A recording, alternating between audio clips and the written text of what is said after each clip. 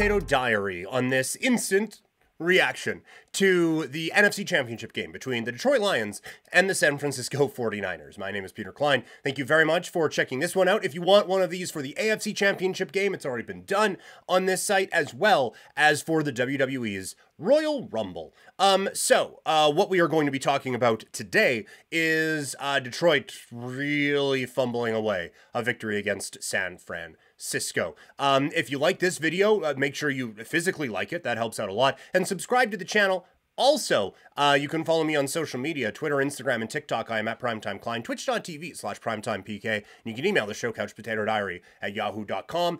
It's also available in podcast form. If you're listening there, make sure you leave a review and subscribe to the channel. Okay, let's get into this one. It is pretty well assumed that Dan Campbell cost his team this game. And I agree, just in a different way than I think a lot of people are talking about. A lot of people are going to be focusing on the fourth downs, and I will get to those in a minute. The big way this game was lost was 3rd and goal with about a minute left, and they hand the ball off. Down 10, hand the ball off to David Montgomery. And then he doesn't get in, they call a timeout. At that moment, the game is over.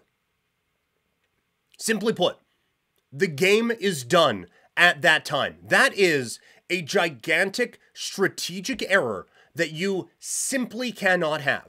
The entire football playing world, the entire Madden playing world knows that if they have the ball and you don't have all 3 timeouts, the game is over.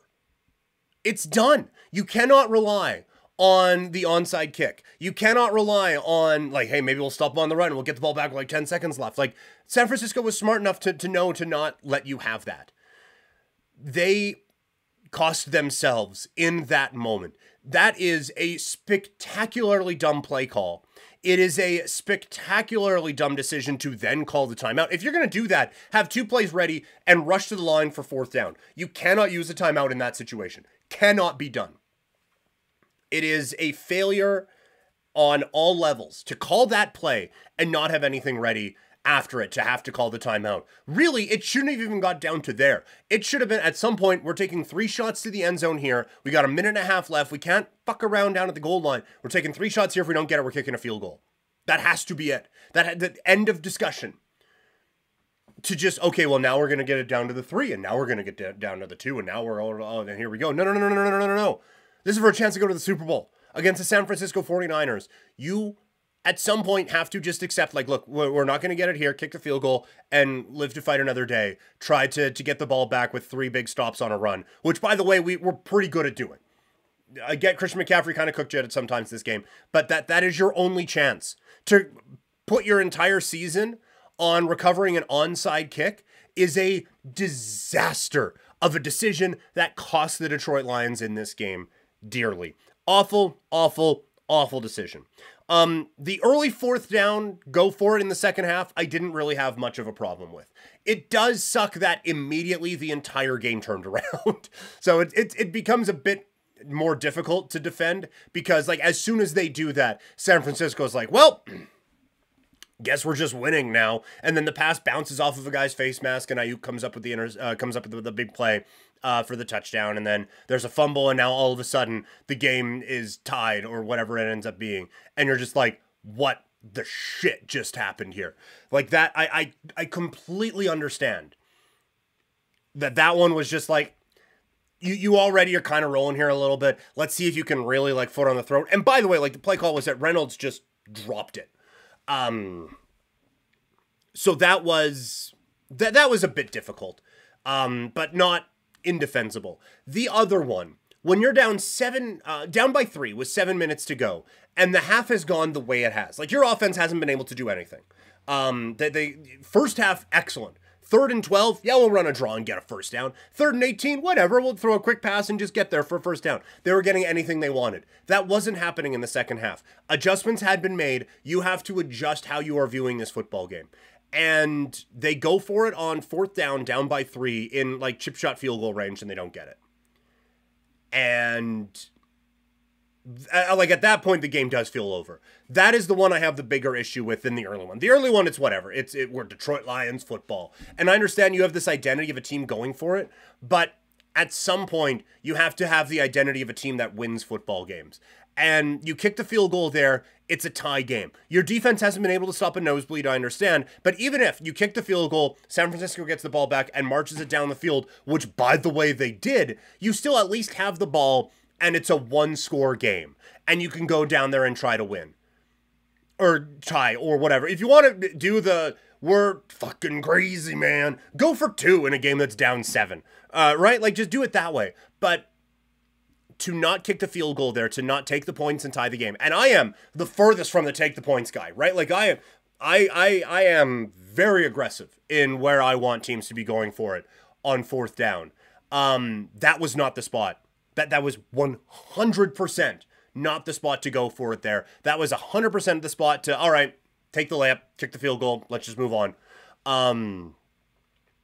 To not do that, like I understand it's who you have been all season long. You have to read the room. Your offense has done nothing in the second half. Their team has just been an absolute wrecking ball the entire half.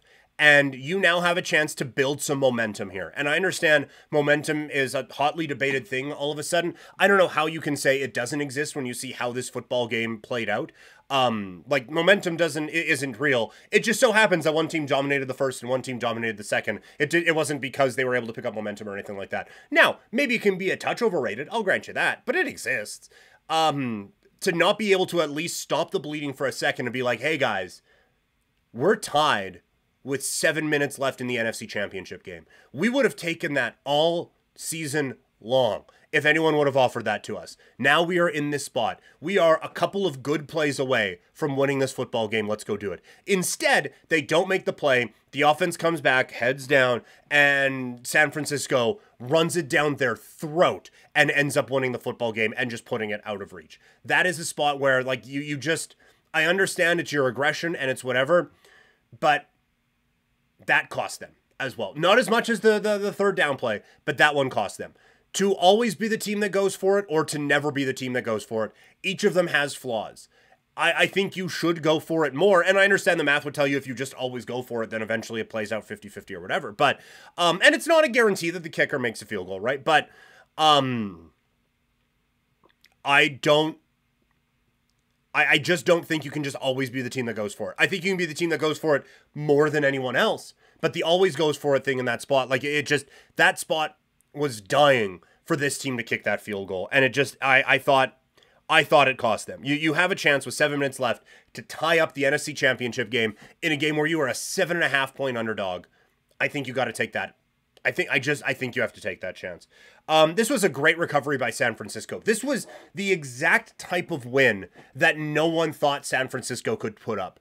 Defensively, they certainly had some issues in that first half, right? Like, Jamison Williams was just an absolute beast on that touchdown run. Jahmyr Gibbs had big play after big play after big play. This is a big day for the running backs crew. Because you have the top 1 running back in the league and running back who was drafted with a very high pick who was able to come up with some gigantic plays that really set the Detroit Lions up. But San Francisco got punched in the mouth a lot in that first half and recovered. And Brock Purdy, I thought, was excellent in the second half. Recognizing when to step up, making some good throws. They got George Kittle involved, which I thought they kind of needed to a little bit more. This was a bit of a comeback and a bit of a game that Kyle Shanahan would not have won a while ago. But they were able to just foot on the gas pedal, score on 5 straight possessions, and light up the Detroit Lions. People were saying, like, Brock Purdy's going to be able to silence a lot of critics. He did in that second half. He was phenomenal. There's nothing you can say. He is an NFL quarterback. Is he the second best quarterback in the league? No. But is he good enough that this team can win a Super Bowl in a couple of weeks? You're damn right he is. And the weapons around him are phenomenal. Debo, I don't think he was at 100%, but he was still fantastic. Chase Young had some issues. And that was a bit of a problem on the defensive side. They had some tackling problems in the first half, but then they started getting to the quarterback. Goff's starting to push it a little bit. And San Francisco is just starting to make those plays. Swig of water for the working man. This was such a tale of two halves, but such a dominant comeback in the second half for San Francisco to really set themselves up. They opened as the favorite at 3. That got bet down immediately, and now it's basically a pick'em. We are set up for a tremendous Super Bowl. I get, and again, like I talk about this in the AFC one, I am a Vegas Raider fan. I am hardwired to hate both of these teams. I can't wait. I am so excited. I know a lot of teams, or a lot of people are just kind of sick of Kyle Shanahan and Patrick Mahomes and these guys just always being around here. These are two extremely high-level teams going head-to-head for the game's richest prize. It does not get better than this. It would have been like Baltimore being in this, it doesn't take away from it at all. I don't think. Baltimore's a complete team. And like the Detroit story would have been great. But I don't need the extra stories or anything like that. I just need the two best football teams facing each other. And we have at least 2 of the 5 best football teams facing each other this year. I'll take it. On the one hand, Kyle Shanahan. And we'll get into this throughout the week. Kyle Shanahan with a chance to finally get over that hump that no one thought he could be able to. With the quarterback drafted with the very last pick of his draft, going up against Patrick Mahomes and Andy Reid, looking to firmly sculpt their faces on the Mount Rushmore of all-time coach and all-time quarterback, with a juggernaut on both sides. Both defenses, phenomenal. Both offenses have one side more than the other, have skill position players that every team would kill for, and high-level players at a number of different spots. And it's just going to come down to who is better on that day. I am so excited for this Super Bowl. For the Lions, this is tough because you're right there. You haven't been right there. Like, they've never been to the Super Bowl. This is the first time in the conference championship in 30-some years. And now some big pieces could be leaving in free agency. But a culture has been built. And a system is now in place for this team to be successful.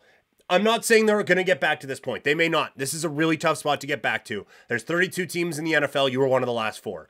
That's really hard to do. But I think, like, in a couple of weeks, probably once the Super Bowl is over, Lions fans can really look back on this as just a phenomenal time for their team.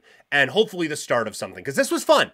I shit on the Lions a lot. I was a Lions hater. They have some things they need to shore up. And I doubted this team a lot. I hated the pick of Gibbs.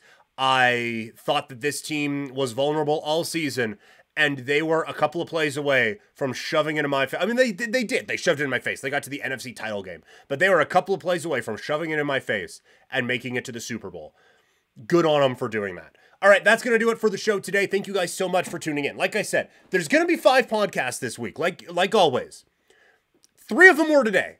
And the other 2, I can't promise when they're going to come out. Friday, for sure, we're going to have Fights in Football Friday. I ain't missing that. We're going to do NFL offseason preview. What do these teams need? What are some of the big things that we're looking for? Going to relook at the WrestleMania predictions that I made for night 1 and night 2, coming off of all of the news of the week in the world of professional wrestling.